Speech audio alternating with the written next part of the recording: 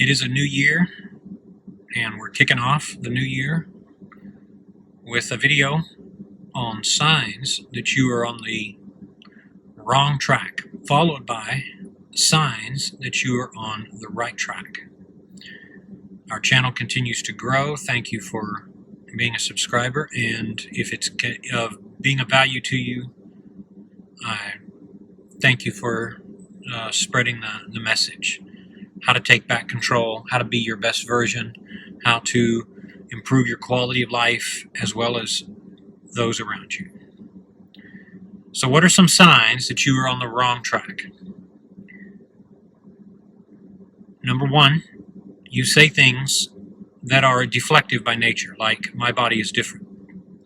Now keep in mind, it is very common for someone to assume that they have the worst luck. It's like listening to people talk about winning the lottery, and they say, well, knowing my luck, I would always be the guy who never gets it, even if the odds say he should get it. Or knowing my luck, I'd grab the shortest straw because I'm always unlucky. Of course, the fallacy with that is everybody thinks they're unlucky. Everybody feels like they are the losers.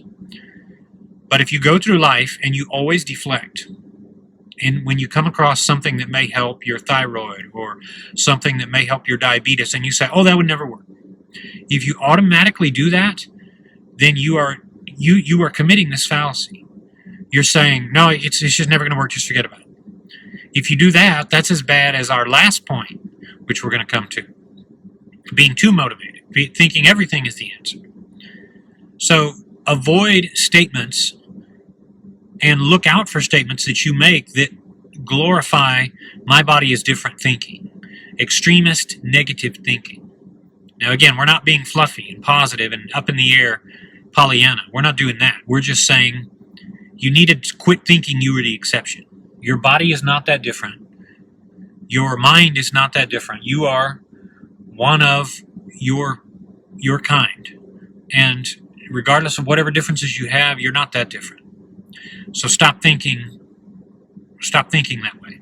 Number two, you say things like, if this doesn't work, I'm going to accept my fat self. That is surprisingly common, that statement. If this doesn't work, I've tried everything else. If this doesn't work, I'm going to accept my fat self and just live my life. Because that presupposes that you've tried everything. You haven't tried everything while you're alive. I've said that before. I won't belabor it. It doesn't mean if you say that you're doomed. It just means you need to reevaluate your thinking. The fact of the matter is, you're going to keep struggling your whole life with many different things. And if you don't think you are, then you haven't learned a lot about life. You're always going to continue to troubleshoot and to continue to better yourself.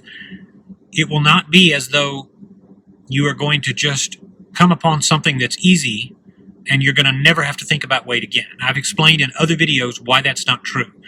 In our society, where there is literally too much food everywhere, you will always have to be mindful of your weight. And some people have complications that make that harder to deal with.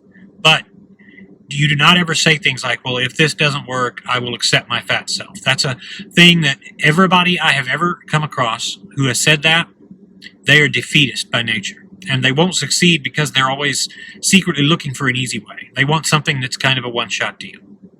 It's never going to happen. If you say that, you need to get rid of that and recognize that your mindset is wrong.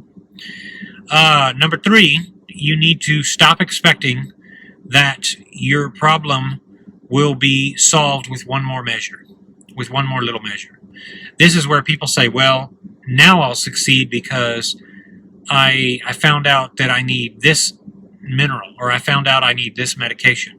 I have people that write me and they say things like, well, I have to take this because that's what's going to change me. Or they'll say that they need something else that's going to just change who they are. Well, the truth is, no one thing is going to do it. No one adaptation is going to be your saving grace. It's never going to be that way. You're not going to be just going along and you can't lose weight, and all of a sudden you heard that you should drink more water, and all of a sudden the weight's just falling right off. It's no one more little element. It's always a series of changes that are required, which requires a mindset change, which is, of course, what this is all about. And number four, and finally, you are bipolar in your weight loss efforts.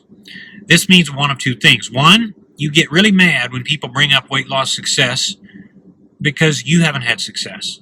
So you don't want to talk about it and you give up. Or you do the opposite. You become highly motivated. I told you we'd talk about this.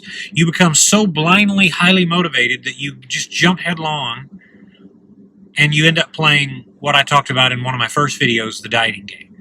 You get excited about something and you start riding a high. And when you back off the high, when the high wears off, your brain starts to adapt. You're no longer releasing dopamine all the time. You start to feel just like you again and you lose motivation. You do that because you're bipolar in your efforts. You may not be diagnosed bipolar, but you're like that in your attitude. You're up and you're down. You're up and you're down.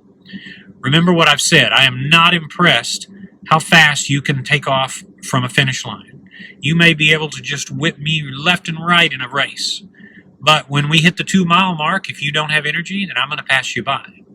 Because stability is the best thing you can have when you're trying to control your weight and or you're trying to up your game in life and you're trying to be a better husband or father or mother or wife or it doesn't matter.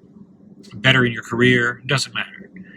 You cannot be unstable in your efforts to improve. What has to work on your best day also has to work on your worst day. If you are the type to get highly motivated and people pump you up, or things or ideas or concepts pump you up, beware of the low that is to follow. Every good climax is followed by a valley, a low point. If you want to minimize those, you need to ride with stability. You need to ride with the knowledge that you need to keep being able to keep doing what you're doing. If you can't do that, then it looks bleak for you. All right, on the next video, we're going to talk about signs you know you are on the right track.